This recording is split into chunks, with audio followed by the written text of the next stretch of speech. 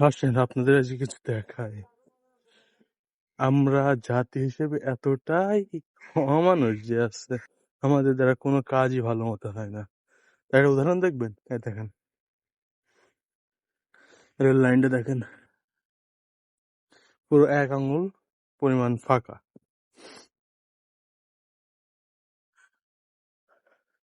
আর আমাদের চারপাশের অবস্থা দেখবেন, দেখেন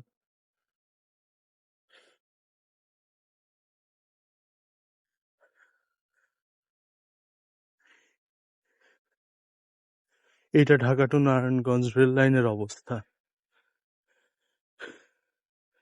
আসলে যেখানে আপনার রেগুলার মেইনটেনেন্স হওয়ার কথা, সেখানে রেগুলার মেইনটেনেন্স তো হয়ই না, বরং দিনের পর দিন এটা পড়ে থাকে।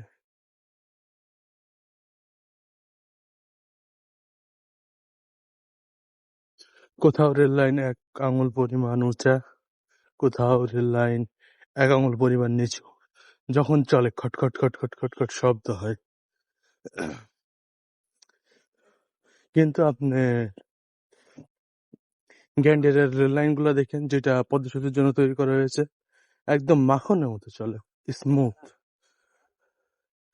কিন্তু এই লাইন সবচেয়ে পুরাতন লাইন, না কোনো মেইনটেনেন্স, না কোনো কিছু,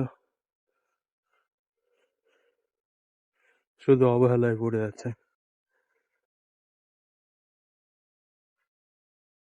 চারপাশে শুধু ময়লার ভাগাড়, এখানে তো তাও কিছু নেই।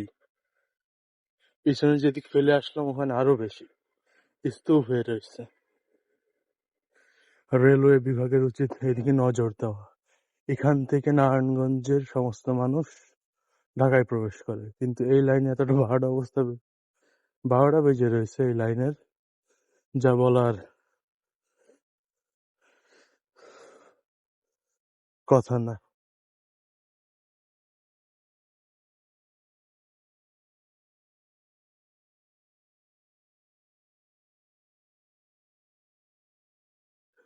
আমি বাংলাদেশ সরকারের রেলওয়ে বিভাগকে আকুল আবেদন জানাই যে এই লাইনটাকে দ্রুত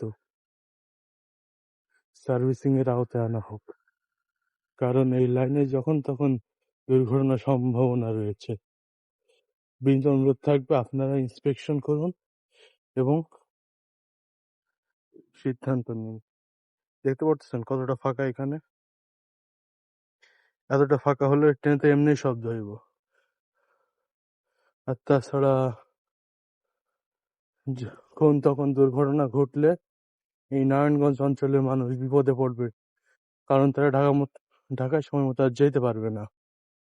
আপনার কাছে আকুল আবেদন থাকবে, আপনারা অবশ্যই এদিকে একটু নজর দিবেন।